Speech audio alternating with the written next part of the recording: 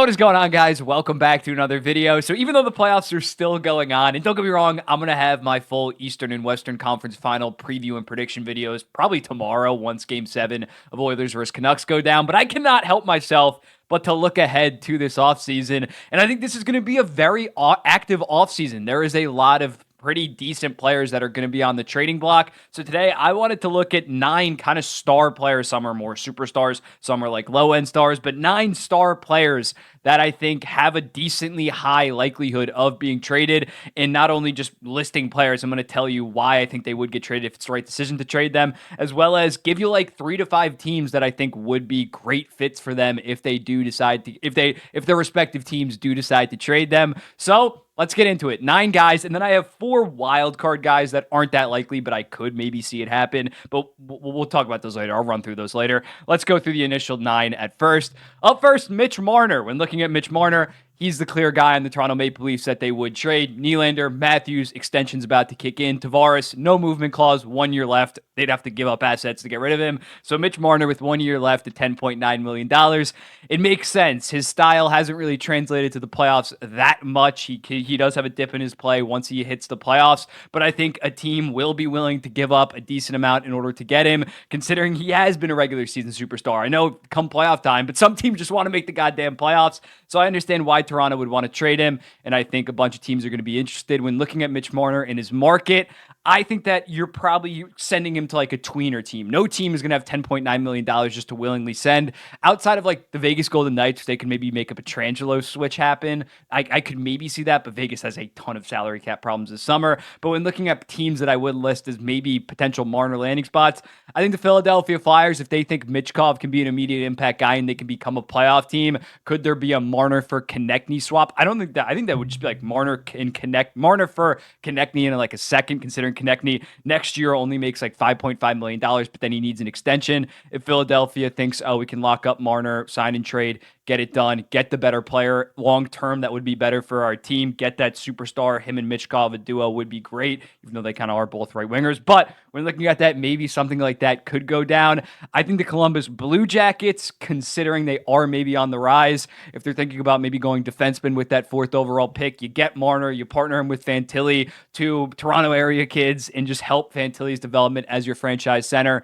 And they're expected to be a pretty decent team next year. It is a little bit risky giving Marner a massive contract after you saw what happened with Johnny Gaudreau, another smallish, skilled guy. But I think that could be a decent landing spot if Columbus, considering they need to get their stars through trade. They're not acquiring them in free agency. You look at an Artemi Panarin. So if the opportunity happens to acquire a Mitch Marner in a sign and trade, I think you definitely look at that, considering Columbus is not the most desirable location for players. And maybe Marner wants to play in a lesser pressure environment like Ohio that is still has very passionate fans. Their fans kind of get overlooked. Next up, I have the Anaheim Ducks. Similarly to Columbus, they have the pieces to maybe trade for a Mitch Marner in terms of giving up some young defensemen, maybe a young forward that Toronto can keep cost controlled, costs low, on top of the fact that Anaheim, Leo Carlsson, Mitch Marner, it seems like a pretty good duo, as well as guys like Gauthier, McTavish. I can maybe see something like that. And then maybe another wild card is Nashville. They don't have that superstar player. They have a lot of money this summer and a lot of money just going forward. The only guy they have committed like long term is Philip Forsberg and Roman Josi. So if they want to be highly competitive, a Marner deal maybe could make some sense. Ryan McDonough and some picks and prospects, young forwards, could make sense. Next up, we got Pavel Buchnevich. Buchnevich is entering the last year of his $5.8 million contract. I thought the St. Louis Blues. Why did I say the Minnesota Blues? I thought the St. Louis Blues were going to trade him at this year's deadline. They would have got a lot of value, especially if they retained some money. A year and a half left to 5.8. I think they should trade him, considering he is like 28 years old. I think he's going to be 29 he's going to be 29 once his contract ends. Last year, you're going to give that player, while you're retooling, a 7-8 year extension. I don't think that they should. I think they should trade him, and he's still a high-level player. Over the last 3 years, this was kind of a little bit of a dip this year, but the Blues just weren't really that explosive offensively. He has been one of the better wingers in the entire NHL, around a point per game. Some fits that I do like. I think the Seattle Kraken makes sense. They need some high offensive guys that they're just lacking in terms of like Eberle, Bjorkstrand. That's not what it takes in terms of helping Matty Beniers develop and actually being a legit playoff team. And they have the picks and prospects to do something like that. Buffalo, get more of a veteran winger there. Jeff Skinner's deal is starting to look pretty bad. He's still a good player, but like get a guy to play on that top line going forward over the next 3 to 4 years once Skinner starts to get up there in age. And even a Boston Bruins, they have the money to take on a Pavel Buchnevich. They'd have the money most likely to sign him to a decent extension. So I think that would be another good landing spot for Buchnevich. It's probably going to be a first round pick and a decent prospect heading to St. Louis. Next up, Jakob Markstrom. When looking at Markstrom, did finish the year with a 905 save percentage, but for most of the year, that was like hovering between 910 and 915. Got hurt towards the end of the season. He is still a pretty high-level goaltender, although he is making $6 million for the next 2 seasons. That's going to be tough. I think Calgary will probably have to eat $1 million, $1.5 million if they want to get a decent return for Jakob Markstrom. In terms of potential fits, I have other goalies on this list. You're probably going to hear these guys get repeated. New Jersey makes some sense. It is a little risky because he is a little bit older there. If it doesn't work out and you're stuck with Markstrom at 5.5 the next 2 years, that could be disastrous. The LA Kings, they just re-signed Riddick. I think Cam Talbot's hitting unrestricted free agency, so if they want to be more aggressive and actually get a certified starter instead of kind of these cheap guys, maybe go after him. In Toronto, when looking at it, Brad Treliving signed Jakob Markstrom, so maybe he wants to reunite with him. They're not going to run back Samsonov. Maybe you give Markstrom the net for 2 years, run a 1A, 1B system with Joseph Woll until Joseph Woll is ready to be the guy in 2 years. I think that can make a lot of sense. Next up, Martin Necas. Now, this is just an unfortunate situation for Carolina. They don't really have the salary cap to trade him or to sign him. So considering he's a restricted free agent, you might as well trade him. I think if they do trade him, it probably is going to be for picks and prospects, considering, again, they don't have the money to sign him. I've seen people saying like a Martin Necas for like a Marco Rossi swap or something like that.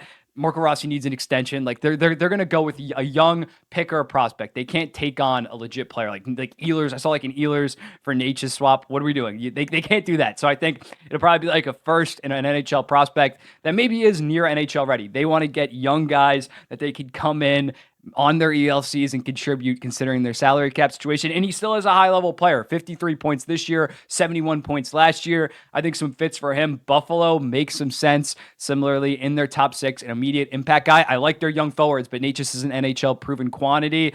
Detroit, another team, kind of fits their timeline of Raymond, Seider, Larkin, DeBrincat. He's in between DeBrincat and Larkin. He's in the middle of those like 2 cores. Larkin and DeBrincat were what, 2014, 2016? Necas picked in 2017. I think he'd be a good fit considering Detroit. A lot of their forward core right now are guys on shorter term deals, a little bit older outside of Raymond, Larkin, and DeBrincat. I think Necas becomes a core piece right out of the gate. Similarly to Buchnevich, I think Seattle makes a ton of sense. He would fit in kind of with their core. They would probably have the money to give him that 5 to 6 year deal around $6.57 million, and he would immediately become probably their best or second best forward on the entire team unless Beniers takes a massive step next year. In Utah, I think they have the NHL young proven guys that they probably won't be that aggressive. If they're aggressive, they would go maybe more so defense, but Martin Necas would walk in there and really help out a guy like maybe Logan Cooley, help develop. Next up, Nikolaj Ehlers. When looking at Ehlers, I don't think the Winnipeg Jets should trade him 1 year at $6 million. Yes, he had his lowest points per game since 2018, 2019, but that was because Bonus just didn't play him for some reason. Mason Appleton and Adam Lowry had a higher time on ice average this year. I don't know what they're doing, considering that this guy during the COVID year had 46 points in 47 games. The last 2 prior years, he was on like 70-ish point pace. Still at 61 points. I think this guy is a very, very good forward. So when looking at the market for him, I think teams are going to be clamoring. This guy's only making $6 million next season, and he should, if you give him serious top power play, top line minutes, get you 70, 75 points. So I think a team like the Boston Bruins should be highly aggressive for a guy like Ehlers. Maybe that would cost them Brandon Carlo, but they need more offensive explosion, considering looking at their series against Toronto. They almost lost it because they couldn't score goals, and kind of against Florida as well. Another team, Philadelphia, if they think, again, they're ready to take that next step, I think that could make sense. And an Ottawa Senators. I'll get back to that when we talk about another guy, but a swap between 2 players. You can probably assume the Ottawa guy considering this video, but I think that could make sense in terms of Ottawa getting NHL proven forwards for a potential defenseman that we will get to. Linus Ullmark. Ullmark, Vezina winner last year. This year, still a solid .915. He is still definitely can be a legit starter or 1A on a playoff team. Just so happens that Jeremy Swayman's the most promising like under 26 goalie in the entire NHL right now. So I think he needs to go, considering he has 1 year at $5 million. They're not going to sign Swayman to a long-term extension and be paying them both a combined $12 to $13 million. So when looking at Ullmark, similarly to Markstrom, New Jersey makes a lot of sense. I think I would like that more for New Jersey, cheaper, as well as only having 1 year left. Colorado maybe could make some sense when looking at it. They kind of did something similar with, blanking on it, I literally referenced it last video, and I think I blanked on it last time. Darcy Kemper coming in for only one season, winning them a Stanley Cup, stabilizing the net, even though he wasn't that good in the playoffs. And also Edmonton Oilers. I think if Boston could get, they wouldn't give up RNH, but if they can get a legit top six forward from, I'm trying to think, who would that be? Yeah, they're not going to get RNH. But still, Edmonton got to throw the kitchen sink at it somehow to get a guy like Linus Ullmark to stabilize their goaltending situation. I don't think you can run it back. Stuart Skinner as the legit number one. Ullmark is going to be highly prioritized by teams that actually need goaltending, and there are a ton of teams that need it. Jakob Chychrun. Chychrun entering the last year of his $4.6 million per contract.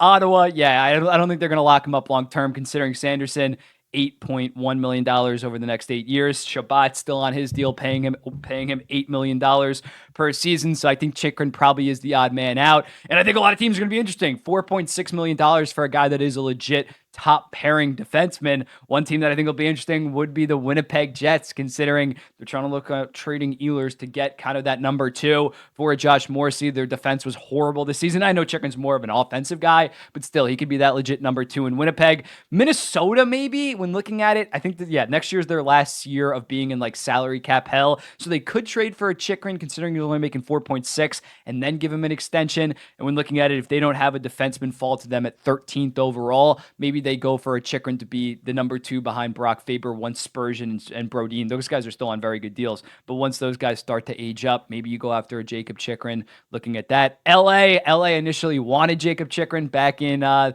2023 deadline. That deal fell apart. I think it was Pagnotta that said that deal was like basically done. So maybe they go down that line again as Drew Doughty begins to age, although they do have Brant Clark and Jordan Spence. And lastly, Philadelphia, again, going back to the Mitch Marner, if they want to be aggressive, I'm not sure they really have a number one defenseman. I think Chychrun could slide in and kind of be their number one defenseman right out of the gate until Cam York continues to develop. Oliver Bonk as well, and maybe they take a defenseman in this year's draft. So that's my thoughts on Jakob Chychrun. Marco Rossi. I really don't know why Minnesota wants to trade him. I saw something like he's too small. Like, they don't think that he's part of their long-term plans. And that's fair. They have a very, very good prospect pool. But I think teams should be all over Marco Rossi, considering this guy is a 22-year-old rookie, put up like 20 and 20. Teams that would be interested, basically every single team that's kind of like retooling, going through this little bit of a youth movement that can pick up this guy for cheap. So again, Philadelphia, have referenced them a bunch of times. Him as their second line and eventually maybe even first line center would be fantastic. Seattle, still a very young team, or has a young wave coming up